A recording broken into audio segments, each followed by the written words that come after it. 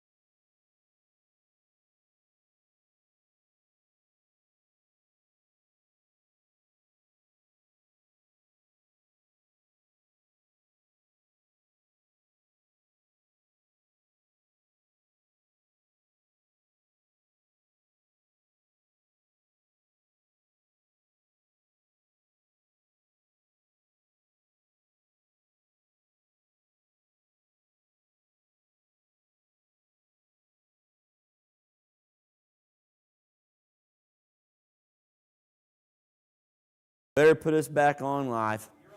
Okay, sorry about that. We were muted because, just because. Facebook and missions don't get along, I guess. So that's all I'm going to say about that, or they'll have to mute me again. So anyway, that's what I get for trying to inform people. We'll send an email out or something for those of you at home.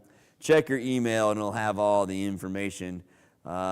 Or find it. Will it be on YouTube? Were we muted on YouTube? Facebook. Just Facebook? Okay. Well, I did it voluntarily. All right. Well, that's no worries if Bruce hadn't muted us. It's one of those days tonight, guys. How's your day going? The weather's nice. Give to missions for the state of Illinois. It's September, the end. All right. Let's go ahead and open our Bibles to just a brief kind of little section tonight. I was thinking about this a lot already this week anyway. We're kind of living it out right now. But we're going to be in Acts chapter 15, verse 36. I hope everybody's doing well. We're going to have some beautiful fall nights ahead. So I hope everybody and their family's doing well. Hello to people online. Some of you commented you couldn't hear us. Hopefully we've got that straightened out now. Will Clark is with us this evening. Good evening, Will. I saw some neat pictures of you. So Edna Fox says hello. So they're catching on and joining us tonight. All right, what kind of breakup would have been hardest for you? Okay, I'm not talking like about the Beatles or Luke and Laura or anything like that. Okay, but a real life breakup. Would it have been moving away? Huh? The Beatles were a real life breakup. They were a real life breakup. I wasn't born then. So but real life that you were actually involved with. Could it have been moving? I was born probably about the same time, 71. 71. So it wasn't my fault. I wasn't around. If you're sorry, I won't joke about that anymore. All right. Could have been maybe you were moving away and you had to break up because you had to move away from a particular area that you liked. Maybe you lost your first boy or girlfriend in a breakup. Maybe seeing kids go off to college. Or maybe closing up shop somewhere. Does anybody have a difficult ending or breakup story? From school days. Closing daycare was difficult. You guys stay in touch with a lot of those kids still today, though. So the daycare itself may not be open, but the relationships go on. All the way to Seattle. All the way to Seattle. I was going to say, that's where I hear the most of it from. Anybody else? It's always hard saying goodbye to a youth group or a church or school. I've had to do a few of those for various reasons. Moving from one school, I went to a different school in the district. Moving from one school to a... 14 years teaching at one school, and then I moved to another school. Okay. It was painful to leave all that I knew. It's hard to leave one school and go to another. Sure, I experienced that in the last few years. Even as a student. I was a preacher's kid. We moved around a few times. Oh, okay. Lenny said, being a preacher's kid, you were kind of saying goodbye all sorts of different times. Especially in high school, 3 years in Cahokia, and then had to finish up in Belleville West. From Cahokia to Belleville West. Okay. Anybody else? Yeah. But I think the hardest time on me was having never seen the ocean till I was in a ship going out. Okay. You know where I was going. Never seeing an ocean until you were going. Not just knowing not a lot of them were coming home. Yeah. When you're saying goodbye to different guys you served with, or don't come home with different guys you served with, I can't imagine what that would have been like. Sure. And I'm sure a lot of us, we could probably remember high school, junior high, grade school, boyfriends and girlfriends breaking up, depending on who you are. Probably we don't want to get into it, but there's probably, I've lived through some, and maybe you have too. Sometimes breakups in churches are hard. You can get to know a certain family or get to know a certain friends, and sometimes maybe it's nothing you do, or as a pastor you see this sometimes, well, we're leaving the church, well, we're going here, well, we're not going to stay here anymore, and that's hard when you build relationships and see people leave. It can be a little awkward, but we're going to talk about probably one of the famous breakups in the Bible today, not for real long, and probably the most famous breakup in Acts. It kind of reminds us, and sometimes we have in a perfect world, even as Christians, everybody gets along and everybody always stays together and everybody holds hands and everything's going to work out. And I kind of tend to have that naive belief still. But even in the Bible itself, our Bible heroes sometimes had differences of opinion. Sometimes they didn't have things that quite worked out. And it's interesting as we look at it tonight. Well, here we go. If you haven't figured it out, verse 36. Sometime later, Paul said to Barnabas, "Let us go back and visit all the towns where we preached and the word of the Lord, and let's just see how they're all doing." Barnabas wanted to take John, also called Mark, with them. But Paul did not think it was wise. Do you even have to read the rest of the verse to know why? Barnabas says, let's get the old gang back together. It was me, it was you, and John Mark. We can finish what we start. And Paul says, oh no. And what was Paul's reasoning? That young man couldn't even finish what he started last time. how do we even know he's going to? So, but I'll just see what the Bible says. It said, Paul said he did not think it was wise to take him because he had deserted them in Pamphylia and had not continued with them in the work. Why don't we role play for a minute? What kind of comments do you think Barnabas would have said? We need to give him a second chance. It's what Christians are all about, right? Okay, what else do you think he might have said? You're being too hard on the boy. Come on now, don't be so strict. What are things you think he might have said? He's probably changed. He could have changed. This is a growing opportunity for him. Okay, what comments do you think Paul would have had in return? Are you crazy? All right. What else would Paul have said in return? The work's too important to risk. Okay. Yeah, this work is too important. We need people that we are dedicated, that we can count on. Okay? I don't have time to handhold John Mark. I've got all the new believers to work with. So you can kind of see how those conversations might go.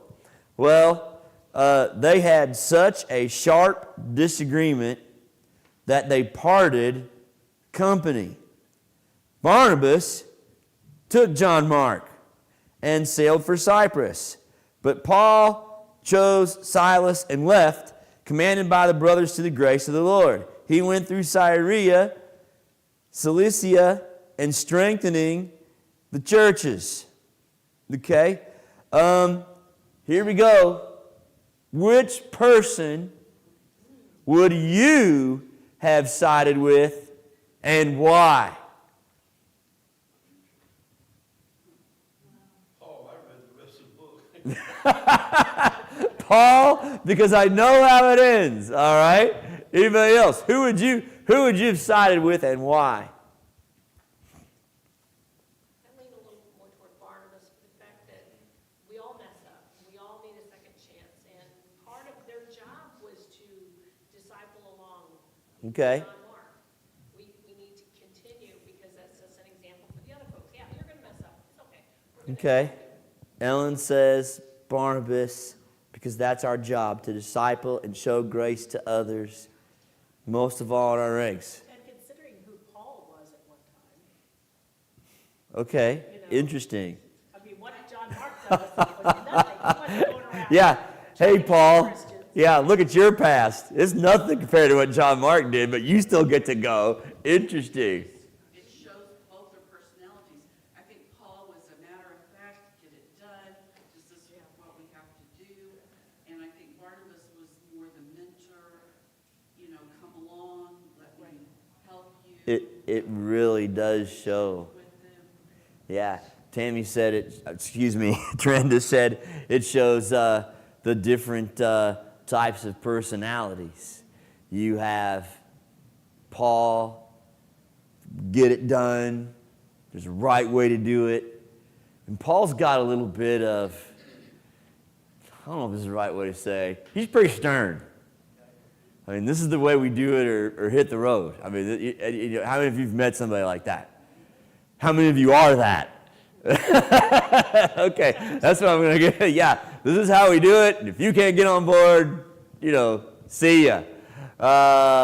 And Barnabas is more of the people, nurturing. It kind of goes like this. You have people that are I call them task-oriented.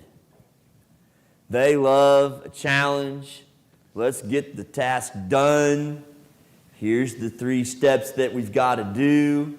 Here's how you follow it. Here's where we need it done by. And then we'll meet and evaluate. And if you can't keep on to this pace, why, maybe you're not the right person for the job.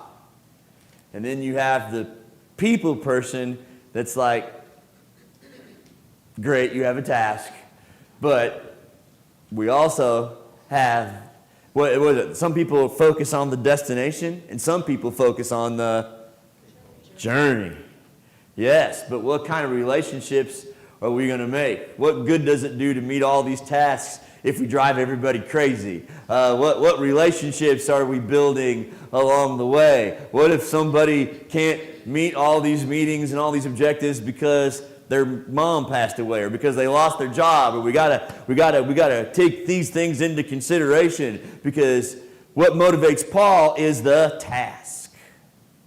What motivates Barnabas is the people, the journey.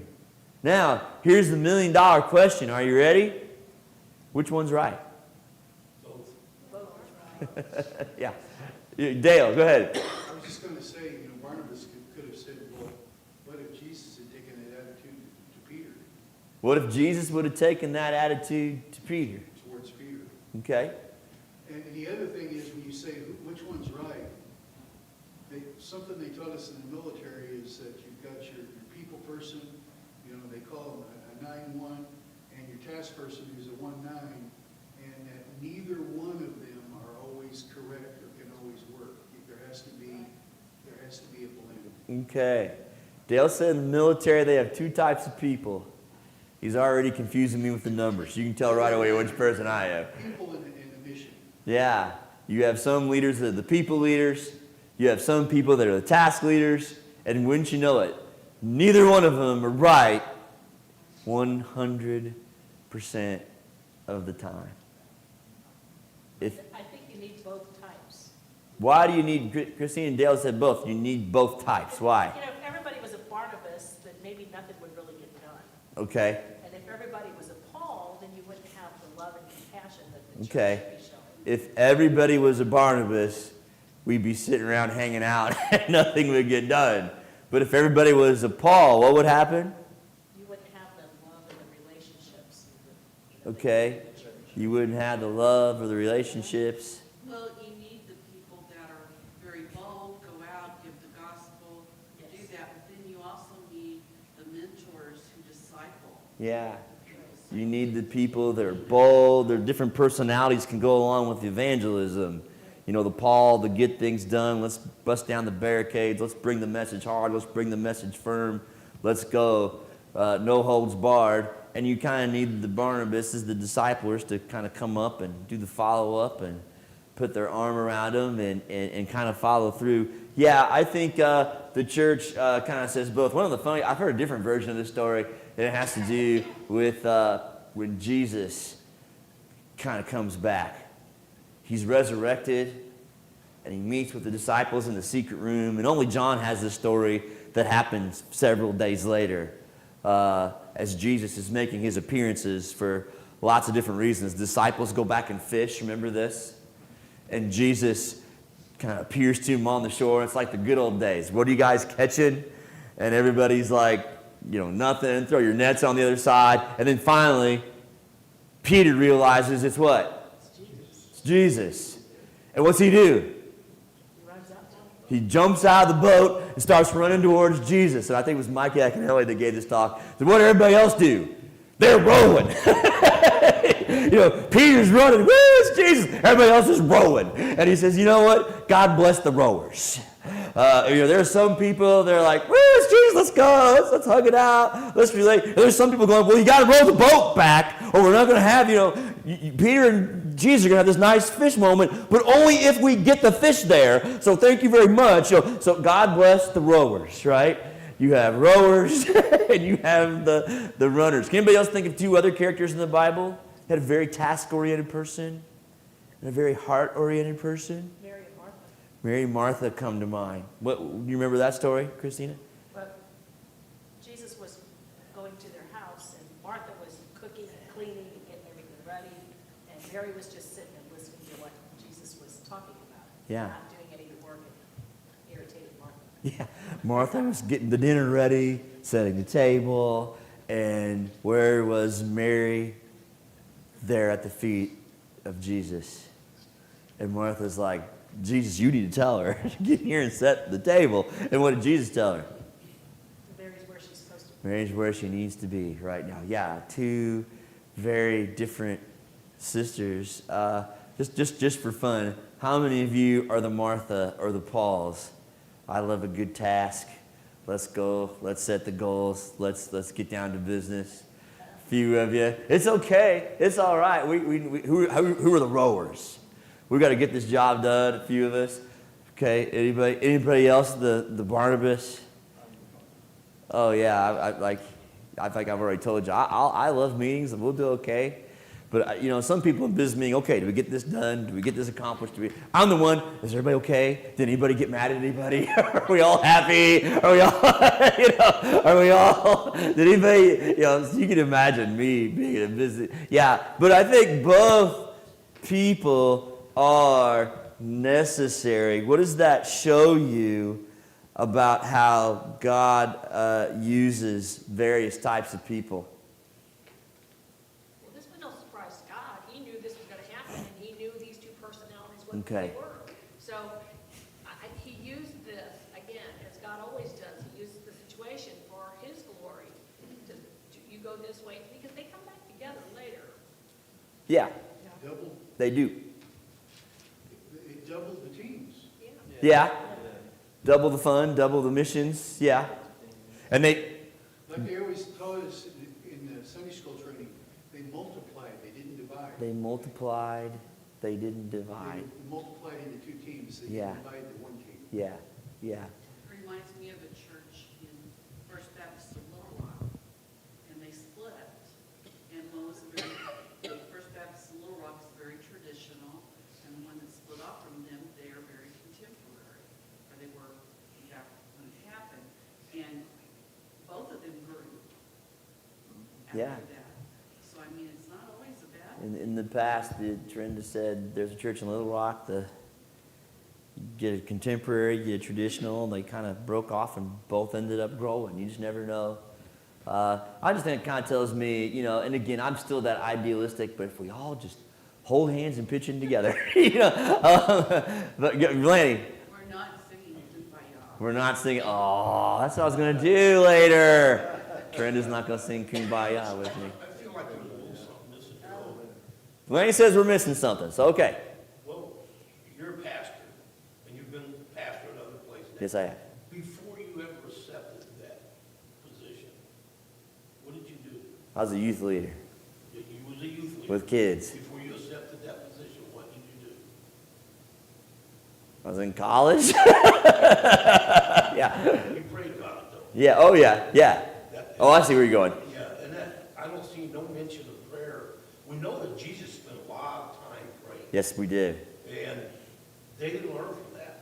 And they were there that night that they took him away. But he put them on watch. But I don't see them either one praying on which way she would go or should. Yeah. That ain't saying they did. Yeah. It didn't get written about, but, Yeah. I don't know. Lenny says, interesting, we don't see the verse that says, so Paul prayed about it. And so it's hard to say when you look at this. And like I said, this is what I was about ready to say. I'm still the idealistic kumbaya kind of person. Was this wrong that they split up? And I don't know if there's a really good answer to that. Margie. I think it just shows that there is a job in God's work for everybody, of every person. Yeah, God has something to do. And I think God kind of knows all along, like Ellen said, what's going to happen. I still kind of come down the side that any kind of church split or disagreements or people are splitting apart, it's unfortunate. But God doesn't go, oh no, this church split apart. What am I going to do? They didn't pray about it. What are we going to do? It's amazing that God, through His grace, even if all those things were true, still says, okay, how can He does that all the time. How can I use, what's that, Romans 8:28? Through all things, God can work for the good of His kingdom. Even things maybe He didn't want to see happen, that our sin or selfishness makes happen. Well, I can still work through this. I can still redeem this. I can still, so I don't know. Hopefully they prayed. Maybe they prayed. I don't know. We really have to file this away and pull it back down off the shelf when we do see Paul speaking very highly of Barnabas. He does, and not Barnabas, excuse me, but of John Mark. But that doesn't mean that Paul doesn't do any mentoring or things like that. If you keep reading, he came to Derbe and then to Lystra, where a disciple named who? Timothy lived. So again, we're multiplying here more than dividing. I like how Dale said that. His mother was a Jewess and a believer, but whose father was Greek. The brothers at Lystra and Iconium spoke well of him, and Paul wanted to take him along on the journey. So he circumcised him because of the Jews who lived in that area, for they all know that his father was a Greek. Now, here's an interesting question. After all the hubbubaloo last week, right, of circumcision, and Paul saying, look, we don't need circumcision to do this. They can be Christians without it. Why does he make Timothy do it? After all that last week saying they don't have to do it. So that we'd be more accepted. Be more accepted. It was like the stumbling block he talked about eating the meat from an idol. Yeah. If it offended somebody, don't do it. So by doing this, he would remove that stumbling block. He removes a stumbling block.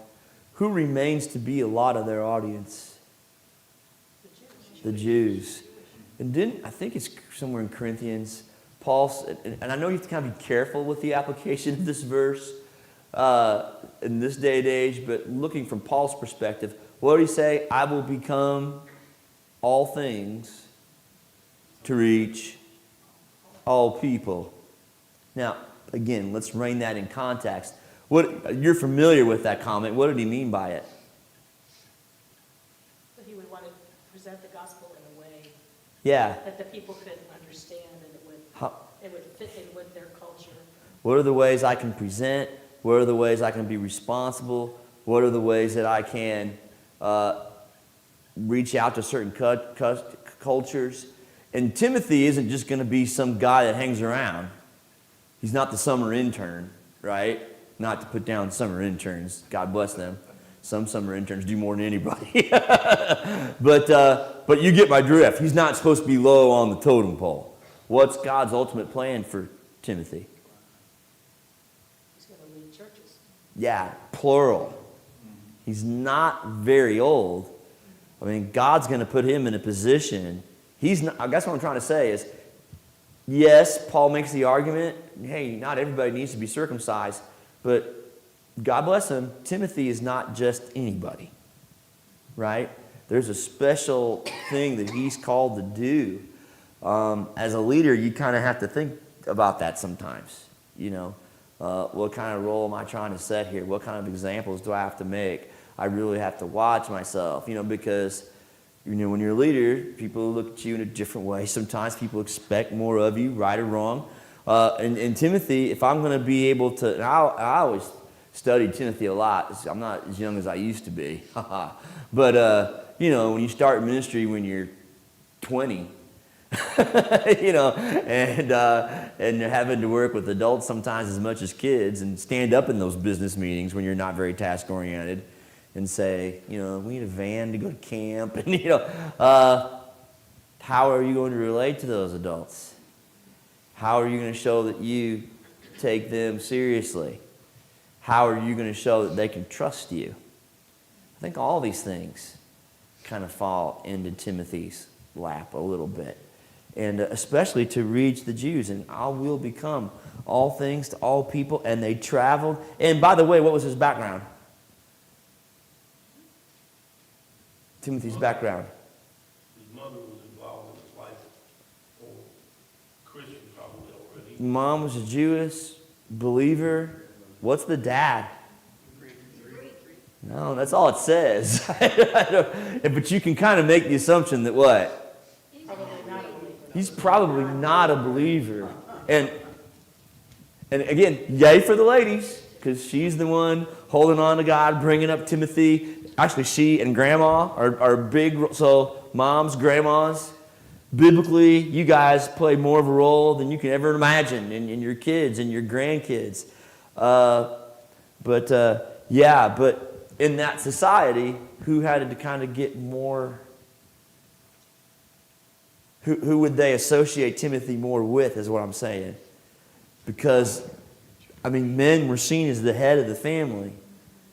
So if mom was a churchgoer and dad's just a Greek, sadly, I'm not saying it's right, what are most Jews going to associate Timothy with? His dad. Who's this guy? You know? Well, his mom and his grandma taught him. So, I mean, I'm not saying that's right, but that's probably the attitude, sadly, of that day.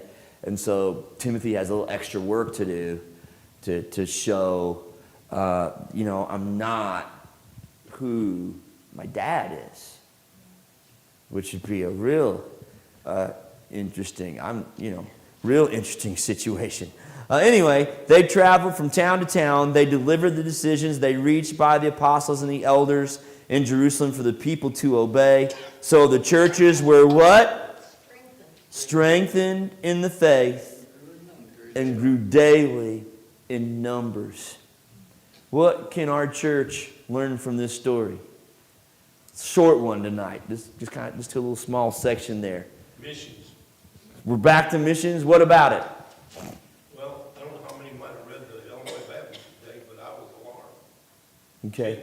10 counties, not cities, 10 counties in Illinois does not have a Southern Baptist church. Isn't that something? 13 counties only got one. 13 counties have one. I believe that's what it said. 10 counties have none. It's probably out there on the table if you get a chance to look at it. That's why we're doing what we're doing with those envelopes. Yeah. We've got to be at work about it. Yeah. What else? What else can we learn from this? God could use all kinds of people. God can use... Here's what gets to be wrong sometimes. And I can say I'm really guilty of this. I try to do better as I get older, and maybe sometimes I think I do worse. I think it's easy, and I'm not saying Paul and Barnabas did this to their death. I don't really know. We don't have enough information. But it's easy for task-oriented people to get to where they resent people-oriented people. Oh, they can't get anything done. In other words, we're right, that's wrong. Because either they're lazy or they just don't understand, they're not responsible, or they don't have what it takes or whatever. And I think vice versa, I can be very intimidated by task-oriented people. Oh my gosh, they're too strict, they're too rigid, they're just going to run everybody out of here. And is that always accurate? No. I think instead of resenting, because I think that's why we do get a lot of churches that split apart in the wrong way. Because, and like Dale said, sometimes you need a little bit of both. In the military, they acknowledge we need both on this area, because there are times when we found if you leave one all by, there's going to be time they're wrong. People-oriented people need a task-oriented person to say, let's go. Here's the goals. Here's what we're doing. And task-oriented people sometimes need the people to say, oh, we just ran over that person right there, metaphorically, of course. You get what I'm saying? And so instead of resenting each other, we get to where we need each other. And I think you've got to be careful. I'm not talking about every difference, but I think the older I get, there are other kind of opinionated things where you look at it and say, I think we need each other more than we should be disagreeing with each other. Yeah. I'll give another example here in a minute. Yeah. I think sometimes in church we like to make it a matter of who's right and who's wrong, and then we're squabbling over details that aren't that important. And then we end up, I agree. Spreading our influence and everything else. Yeah. When we see personality different, because we saw it right away. Who's right or wrong? Nobody. Yeah. It's just, But we don't always work that way when it comes to a business meeting, do we?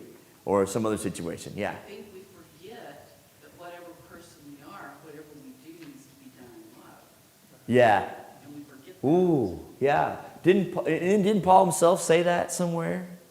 Whoever you are, you've got to do it in love, because if you don't have love, you're just a clanging cymbal, and you're just, whoever we are, we have to do it in love.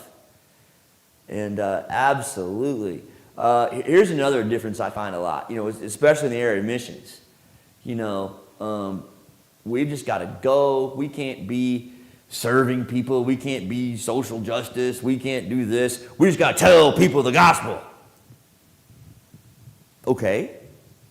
And I hear some people say, well, you just can't walk up to somebody and say, here's the gospel, and throw a tract at them. You've got to build a relationship with them. If something is unfair and they're kicked out of their house when they shouldn't be, you got to help them get that house back. If they don't have water, you got to give them some water. You know, they're not going to want to know who Jesus is unless you help them. Oh, yeah? Well, you just can't, you know, we just don't want to make people comfortable all the way to hell. At some point, you got to share them the gospel. Who's right and who's wrong? See what I mean? Yeah, there's a lot of times our churches like to make it right or wrong. Yeah, yes, they're both right.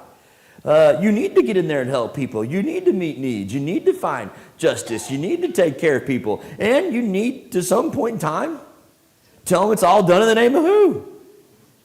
Jesus. And I do find there are some personalities that are really good at one, and there's some personalities that are really good at the other. And I'll still see sometimes what seems like it's butting heads over this, and I'm like, you know, I think if we really thought about it, it kind of goes together. So, yeah, so we got to be careful not to butt heads over it, where God sometimes says, yeah, I designed you that way because you need this person. You need this person, and this person needs you. And so instead of being intimidated by differences of opinion or even different ways of thinking, can we humble ourselves enough to go, does this person offer something, especially if both people are passionate about Jesus at the end of the day, right? If it's a Christian philosophy and a non-Christian philosophy, that's a different story, right? But, you know, Christians together, the body of Christ, sometimes we can humble ourselves and go, I might need a little bit of what that person's doing. And you know what? That person might need a little bit of what I'm doing. So let's stay together. Let's keep working. And, yeah, I don't know. I think our whole world's kind of geared to butting heads, right? Because it's fun, right? We like to get in arguments. We like to watch. I mean, what do you want to watch on TV? People debating each other or people working together? Well, we want to debate. We want to get those zingers in. What is it, crossfire or back and forth? And we want to decide with who wins. And, you know, people just getting along. Turn the channel. What's that? The problem is they don't really debate. They probably don't even debate anymore. Yeah. Yeah. People long ago have figured out that fighting is pretty entertaining. And so we like to tune in. We like to take sides. We're kind of conditioned that way. More than, I don't know, I'm kind of on a soapbox now, but Trina knows what I'm talking about. If you watch things closely enough, it's like we don't want the church to mirror the world, where we've got two different sides and we're going to have two different, we need to, how can we come together? And that's really important, so because you might hear something in business meeting that's totally different than what you think. And guess what? Or maybe they're both right. Or here's another way to look at it. I think I've preached this before. Those 4 fun words, I could be. I could be wrong about this. Don't you love it? Let's just say that together. Ready? You can say it I feel like Mr. Rogers. Say it with us at home. Ready? 1, 2, 3. I could be wrong. See, the phone jumped off the stand. I'm not saying this. It leaped off in protest, and I totally lost my place. So hopefully everybody's still with us.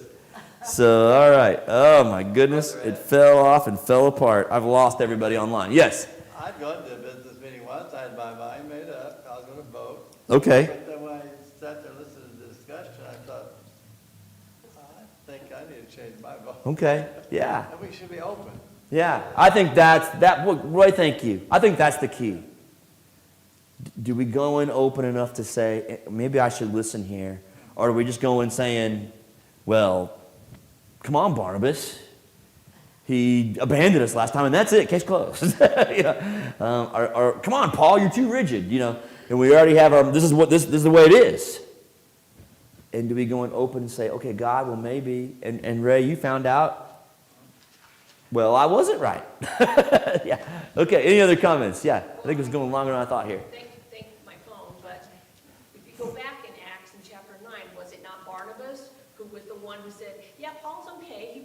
Christian. Yeah. And he was the intermediary to get him into the position he did. Barnabas kind of served as that He was that intermediary. gentle nurturer. Yeah, So it shouldn't have come as a surprise to Paul that he would do Yeah. that, but yeah, I mean, my personal opinion partly is that Paul is trying to make up for what he has done, a little bit. I mean, his humanness. wow, I have to make up for this. I was so wrong before, I have got to get out here. yeah. And let people know how I'm wrong so I was. desperate to make right what I've done wrong.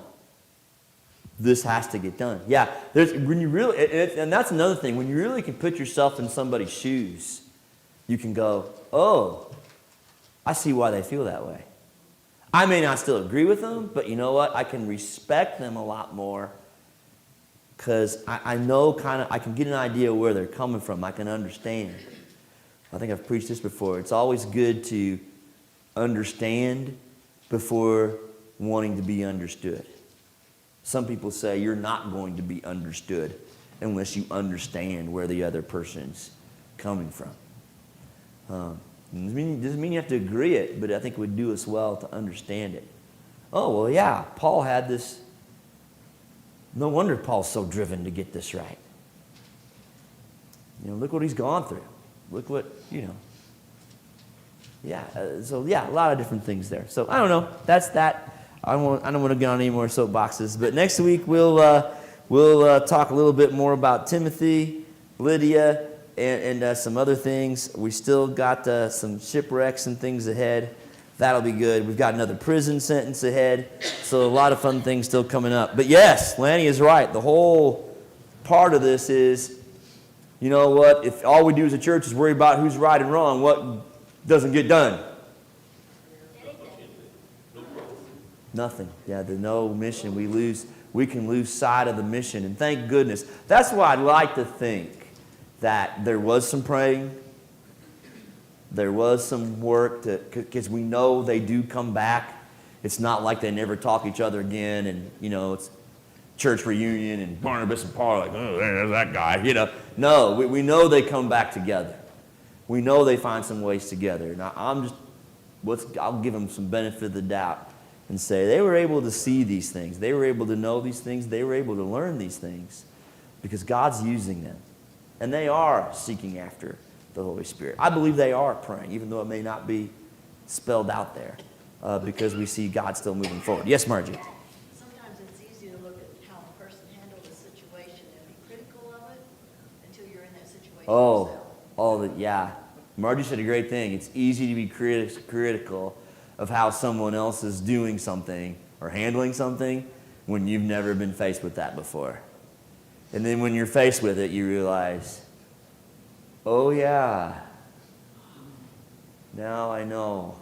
Now, oh no, yeah, never thought of it this way. Absolutely. Absolutely. Okay, well, we'll end that there. I've lost all sight of our comments. Debbie Spann is with us. Hello. Virginia Gerard is with us. Hello, Virginia. Hope you are well tonight. And so, not too many other folks chimed in online. If you're online, go ahead and make some comments. Go ahead and answer some questions, and we'll try to pipe in what you guys have to think and say. But I think we're getting close to time, so I'll let everybody go. And God bless you guys. We'll